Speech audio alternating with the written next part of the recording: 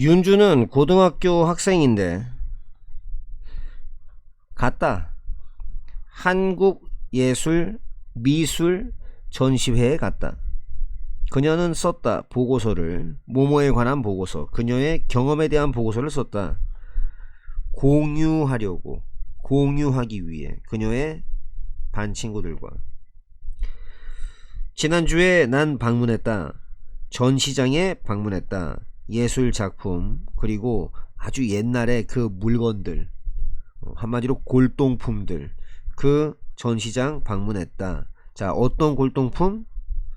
선정된, 선택되어진 골동품. 간송 미술관 컬렉션으로부터, 수집품으로부터. 그 전시장은 포함했다. 정보 포함했다. 그 남자에 대한 정보를 포함했다. 자, 어떤 남자냐 하면 그 남자가 모았었던 모든 예술 작품을 모았었던, 전시된 그 예술 작품, 전시된, 거기에 전시된 예술 작품. 그의 이름은 전형필, 전형필이었는데, 근데 그는 더 잘 알려져 있다. 뭐로? 그의 필명으로 알려져 있다. 간송으로. 그는 태어났다. 어디에 태어났다. 부유한 집안에 태어났다. 1906년. 그리고 살았다. 통과하면서, 즉 겪었다. 일제 강점기. 한국을 일본이 가지고 있었던 거. 그래서 일제 강점기, 이걸 겪었다. 그 나이 때, 24살의 나이 때 그는 물려받았다. 어마무시한 재산을. 그 다음에 세심하게 생각한 다음에 뭐에 대해서, 무엇을 그가 할 수 있는지를, 그의 나라를 위해 그는 결정 내렸다. 쓰기로, 그 돈을 쓰기로, 보호하기 위해서, 한국의 문화유산을 보호하기 위해서 쓰기로, 일본인들로부터. 이러한 결정은 크게 영향을 받았다. 그의 스승인 오세창님으로부터. 근데 이분이 독립운동가였다.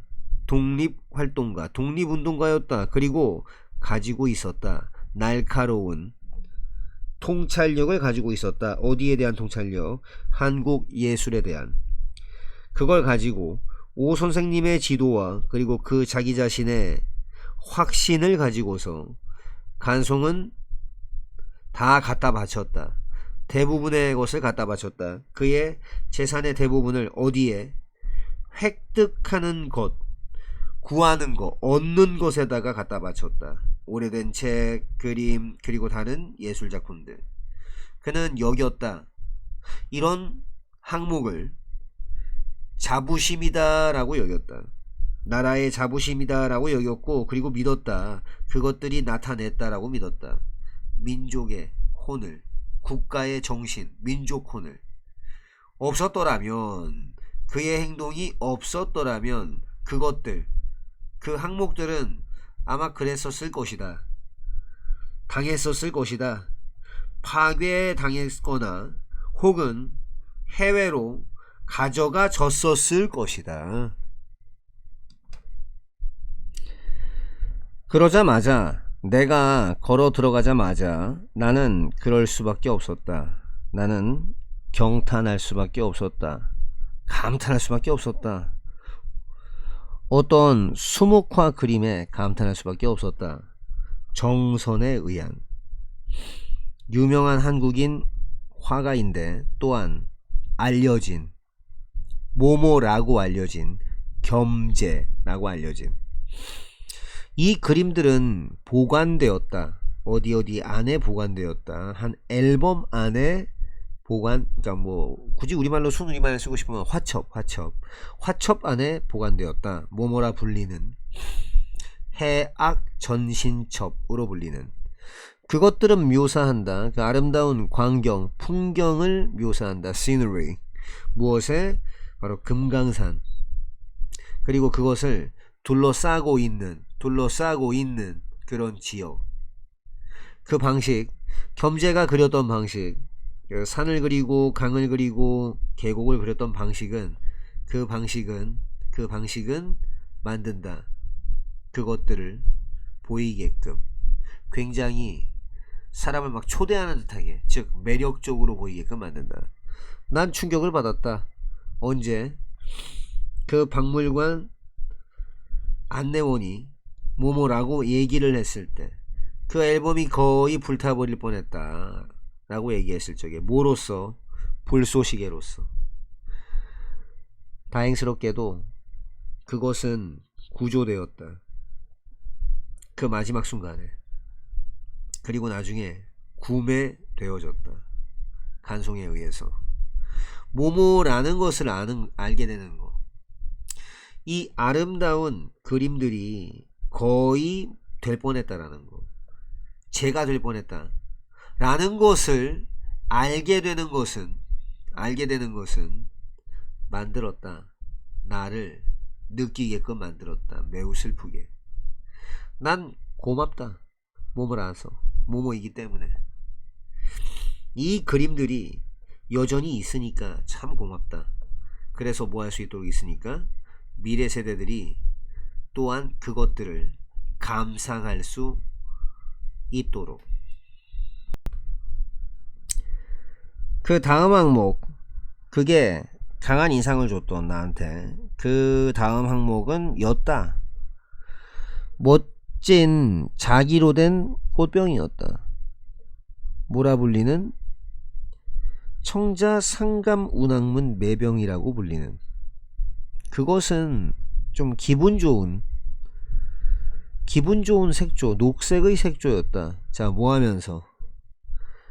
사랑스러운 문양, 구름과 학의 그 문양이 둘러싸면서, 이렇게 띵띵띵띵띵띵띵띵띵띵띵띵 이렇게 둘러싸면서 전체 꽃병을. 학들은 좀 그런 것 같아 보였다. 인 것 같아 보였다. 살아있는 것 같아 보였고, 또 뭐인 것 같아 보였느냐 하면 뻗치고 있는 것 같았다. 날개를. 뭘 찾아서? 자유를 찾아. 간송은 샀다. 그 꽃병을. 누구한테? 일본 미술상한테 샀고, 1935년. 와, 이거 그 돈이면 그가 거기다가 상가문학문 매병 여기다가 썼던 그 돈이면 간송은 살 수도 있었는데, 살 수도 있었었는데. 20채의 멋진 집을. 나중에 다른 일본인 그 수집가, 이 사람이 제안했다. 2배가를. 간송이 지불했었던 거 2배가. 그 꽃병에 대해서. 근데 간송은 거절했다. 그거 내어주는 거 거절했다. 그거 왜냐하면 그거 알았으니까, 뭐뭐라는 것을. 그게 가장 아름다운 하게 하는 그런 꽃병이다. 그 종류 중에서. 그런 거 알았거든. 오늘날 그것은, 그 꽃병은 등재돼 있다. 뭐로써? 그 중에 하나, 한국의 국보들 중에 하나로. 그 보는 거, 직접 보는 거, 몸소 보는 거, 그 절대적으로 숨이 턱 막히게 하는 경험이었다. 마지막으로 나는 봤다. 하나의 항목을 보았다. 박물관 안에서. 그걸 내가 절대 잊지 못할 원본. 바로 훈민정음 해례본의 원본. 이 옛날 책은 쓰여졌다. 1446년에. 그리고 그건 설명한다. 그 발상과 원리 원칙들을 설명한다. 모두에 있는 창제 이면에 있는 한글 글쓰기 책에, 한국어에. 그것은 발견됐다. 안동에서 1940년에. 그 당시에. 근데 한국은 여전히 강점 상태였다. 일본에 의해. 일본의 식민정부 의도했다. 없애버릴 것을 의도했다. 한국어를. 학교들은 금지당했다. 가르치는 거 금지당했다. 수업을 한국어로. 그리고 한국어 공부했던 연구했던 학자들은 체포당했다. 그 순간부터 그가 들었던 그 순간부터 뭐라고 들었던 순간 훈민정음 해례가 발견이 되어졌었다라는 걸 들은 순간부터 간송은 생각하는 것을 멈출 수 없었다. 그것에 대해서. 그는 알았다. 그가 그걸 보호해야만 했다는 거. 무슨 대가를 치러서라도. 그 이후에 수년간의 기다림 이후에 그는 마침내 가능했다. 얻는 거. 그 책 얻는 거. 그는 그거 구매했다. 10배 가격으로. 그 주인이 요청하고 있었던 거 10배 가격으로. 그리고 조심스럽게 숨겼다. 그거를 그의 집에. 그랬을 적에 일본이 마침내 패배당했을 적에, 패망했을 적에 그는 공유할 수 있었다. 그걸 한국 나머지, 즉 한국 국민들, 그 사람들하고 공유할 수 있었다. 가이드가 이렇게 말했다.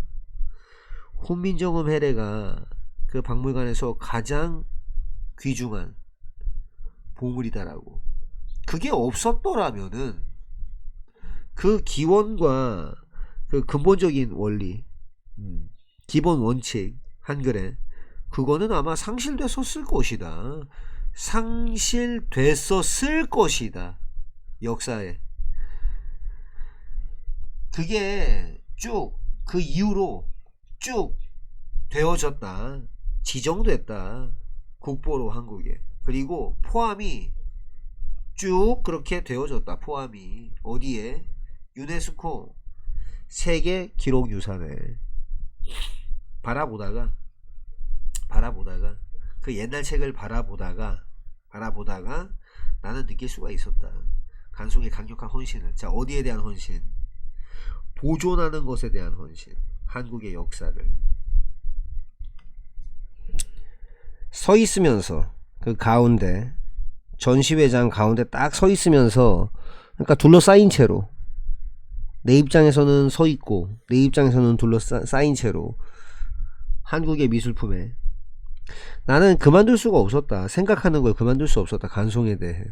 그는 놀라운, 우리를 놀라게 하는 사람이었다. 그는 모으지 않았다. 예술작품을 그의 개인적인 즐거움을 위해. 그는 그거 했다. 보호하기 위해.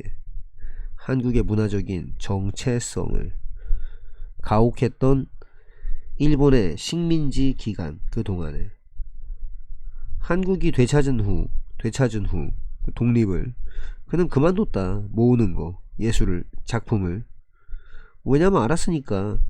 그게 안전하게 남아있을 것이라는 거. 한국에. 우리나라의 가장 최악의 시기 때 단 한 명의 남자가 방어하는 거, 지키는 게 가능했던 거다. 한국의 국가의 혼, 민족 혼을 지키는 게 가능했다. 그리고 자부심 지키는 게 가능했다. 그 덕분에 우리는 가능하다. 경험할 수 있다. 아주 중요한 필수적인 부분을, 한국의 문화의 부분을 오늘날 설립되어졌는데 1938년 미술관은 한국 최초의 살인미술관이었습니다. 그랬을 적에, 간송이 그걸 만들었을 적에 그는 그것을 보화각이라 이름을 지었고, 그는 썼어요. 그 건물을 몸으로 썼다. 장소로 썼다. 보관할 장소, 모든 중요한 문화적인 항목을 그가 수집했었던, 몇 년에 걸쳐서. 간송은 1962년 사망했고, 그리고 보화각은 이름이 다시 붙었다. 간송미술관이라고. 1966년. 그건 이제 가지고 있다. 대략 5,000점의 항목을, 뭘 포함한? 12점의 한국의 국보를 포함한. 자연은 있다. 완전 우리 주변에 있다. 그건 자연은 깊은 인상을 준다. 우리한테 뭘 가지고? 그것의 아름다움을 가지고. 그리고 또 공급한다. 우리에게 뭘 공급한다? 모든 걸 다 공급한다. 우리가 필요로 하는 거, 살기 위해. 그건 또한 제공한다. 일부 사람들에게 자 뭘 제공하느냐, 영감을 제공한다. inspiration, 영감, 만들 수 있는 영감, 어떤 것들을 새로운 방식으로 그 행위, 만들어내는 것의 행위, 어떤 것들을 그 행위, 자 뭘 근간으로 한, 자연을 근간으로 한, 그거는 그 행위는 불려진다. 바로 바이오 미미크리라고 불려진다. 자연 모방. 이 용어는 어디에서 끄집어내지는 거다. 그리스 단어들, 응? 바이오스란 단어. 그러니까 뭐 생명을 의미하는 바이오스란 단어와 그리고 메메서스란 단어. 근데 이게 또 의미하는데 흉내내기, 모방을 의미하는. 건축가들, 그 사람들이 자연 모방을 쓰는 그런 건축가는 바라본다. 자연을 뭐로 바라본다? 믿을 수 없을 정도로 성공적인 공학자로 본다. 누구냐면 이제 이미 떠올렸었던 come up with, 떠올리다, 생각 같은 걸, 정답을 떠올렸었던 어디에 대한 일부 그 문제들에 대한 그들이 이제 직면하는, 그들은 아주 세심하게 연구한다. 식물을, 동물을, 그리고 다른 측면들을 자연에 뭐하기 위해, 배우기 위해 어떻게 그것들이 작동하는지를. 그 결과 그들은 쭉 가능했다. 찾아낼 수 있었다. 일부 혁신적인 해결책을 찾아낼 수 있었다. 어디에 대한? 공학에 대한, 그리고 또 건축적인 그런 난제나 도전에 대한. 휘어있는 아름다움 자연에 사그라다 파밀리아는 이다. 아주 거대한 엄청난 교회이다. 스페인 바르셀로나에 있는. 설계가 됐는데 세계적으로 유명한 건축가 안토니 가우디에 의해 그 교회는 그중 하나이다. 가장 저명한, 유명한, 앞으로 탁 튀어나와서 잘 보이는 그런 건물 중에 하나다. 세상에서. 건축, 이 놀라운 주목할 만한 건물의 건축은 시작됐다. 1882년. 그리고 가우디는 떠맡았다. 책임을 떠맡았다. 뭐에 대한? 그것의 설계의 책임을. 1883년.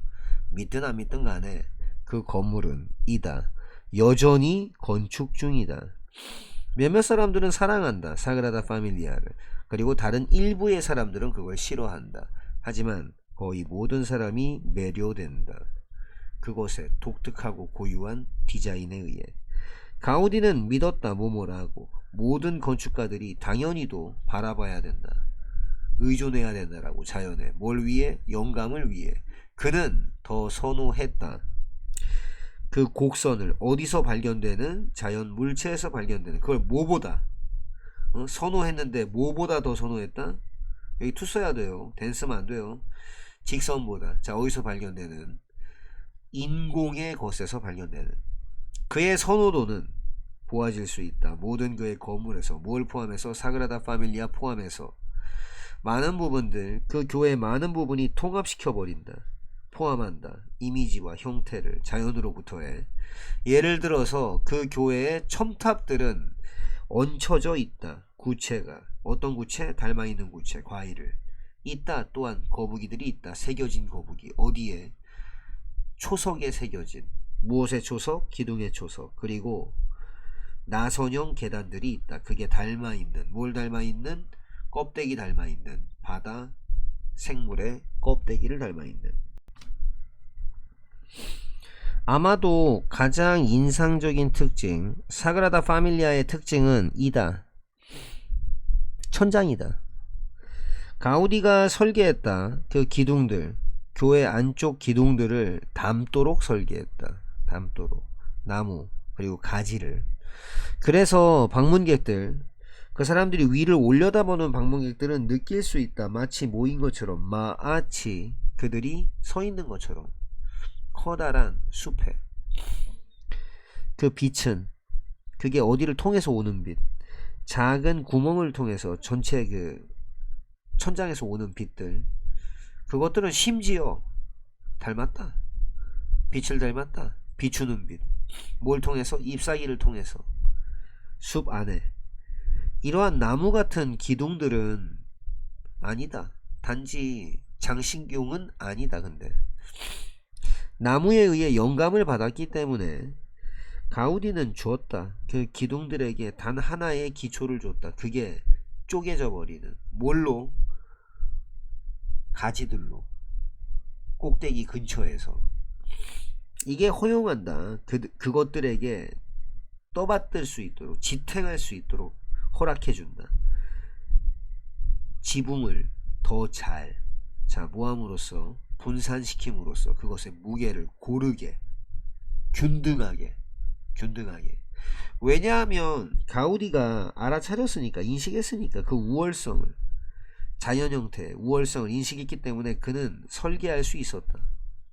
건물, 어떤 건물, 그게 아름답기도 하고 기능적이기도 한. 이스트게이트 센터는 이다. 사무용 건물이다. 그리고 쇼핑 복합단지 이다. 짐바브웨의 하라레 쪽에 있는, 만들어졌는데 1996년에. 그게 아마 아닐 거다. 그만큼 시각적으로 인상적이지는 않을 거다. 뭐만큼? 사그라다 파밀리아만큼은. 그러나 그 건물은 이다. 아주 뛰어난 예의다. 자연 모방의 예의다. 자, 뭐 때문에? 뜨거운 기후 때문에. 하라레 쪽에 에어컨 시스템, 이게 좀 그럴 수 있다. 굉장히 값이 비쌀 수가 있다. 설치하기에, 운영하기에, 유지하기에. 해결하기 위해, 이러한 문제를 해결하기 위해 건물 건축가 믹 피어스라는 사람이 어디 쪽으로 좀 고개를 돌려봤다. 거기에 의존했다. 흰개미 집에. 자, 뭘 얻기 위해? 대안을 얻기 위해. alternative, 대안. 흰개미 집들은 커다란 구조물들이다. 만들어진, 자, 누구에 의해? 특정 흰개미 종들에 의해서. 과학자들은 뭐뭐라고 믿는다. 그 둔덕들, 그 흰개미 집들은 시원한 상태를 유지한다라고. 자, 뭐 때문에? 항상 똑같은, 늘 일정한 공기의 흐름 때문에. 각각의 둔덕, 그 흰개미 집은 가지고 있다. 네트워크를 가지고 있다. 구멍들을. 자, 뭐라고 지칭되는? 굴뚝이라고 지칭되는. 그거는 가진다. 커다란 중앙 굴뚝을 가진다. 그리고 더 작은 바깥쪽 굴뚝을 가진다. 어떤 굴뚝? 그게 가까운 땅 쪽에. 그 열, 만들어진 열, 매일매일의 활동들로부터 만들어진 열은, 활동으로부터 만들어진 열은, 그 흰개미들의 활동, 그 열은, 만들어진 그 열은 올라간다. 뭘 통해서? 중앙 굴뚝을 통해서.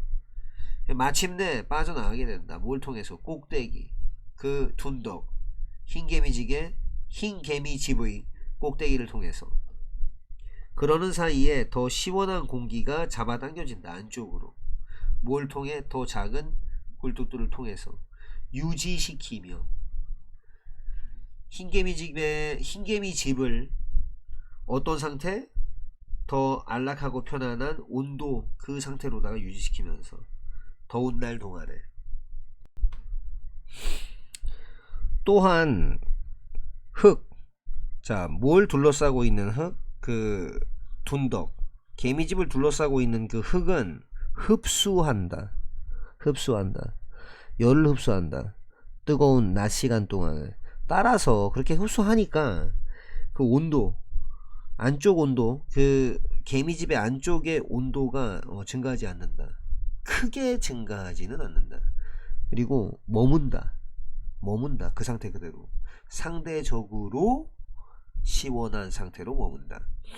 밤에는 그냥 언제냐면 이제 바깥쪽 온도가 이렇게 훅 내려가는 그때인데, 열이 마침내 배출된다. 놓아진다. 이 과정은 영감을 줬다. 피어스에게 설계하도록. 뭘 설계하도록? 혁신적인, 기후라는 뜻도 있는데 온도라는 뜻도 있습니다. 온도 통제 시스템을. 이스트게이트 센터는 건축됐다. 뭐 없이? 전통적인 냉각장치 없이, 시스템 없이. 대신에 피어스는 썼다. 건물의 재료를 썼다. 자, 어떤 건물? 어떤 재료? 그 재료가 저장할 수 있는 커다란 양의 열을 바닥, 벽들, 건물의 바닥과 벽들 얘네들이 흡수한다. 열을 낮 동안에 마치 그것처럼 흙처럼 흰개미집의 흙처럼 그 열은 배출된다. 밤에 배출된다. 그리고 벽 시원해진다.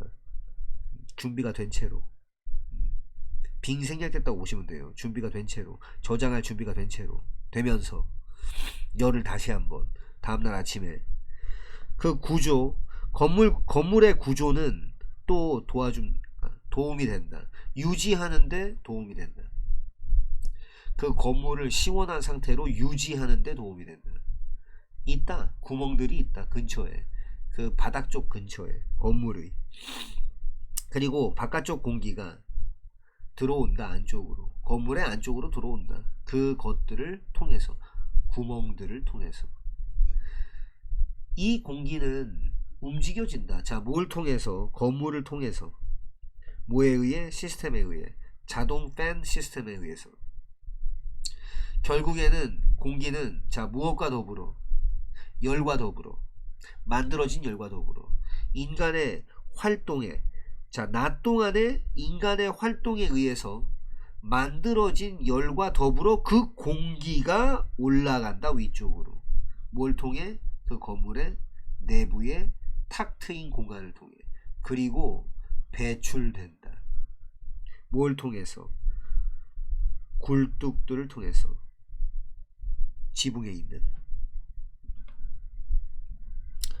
그 결과로 건물은 그럴 뿐 아니라 가지게 될 뿐 아니라 시원한 온도를 가질 뿐 아니라 또한 가진다. 신선한 공기도 가진다. 더 중요하게 이스트게이트 센터는 쓴다. 훨씬 덜한 에너지를 쓴다. 뭐보다? 다른 건물들보다. 그리고 그건 아껴준다. 돈을. 그리고 보호하는 것에 도움이 된다. 환경을. 뭐로부터? 오염으로부터. 없었더라면 그 영감이 없었더라면 피어스가 받았던 영감 그 작은 흰개미로부터 그게 없었더라면 이런 것 중에 그 어떤 것도 아니었을걸? 그렇지 않았었을걸? 가능하지 않았었을걸?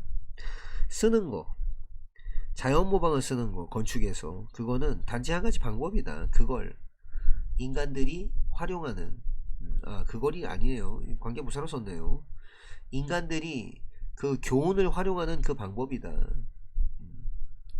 이 관계부사입니다. 인간들이 교훈을 활용하는 그런 한 가지 방법이다. 자연에. 자, 뭐 하기 위해? 개선하기 위해.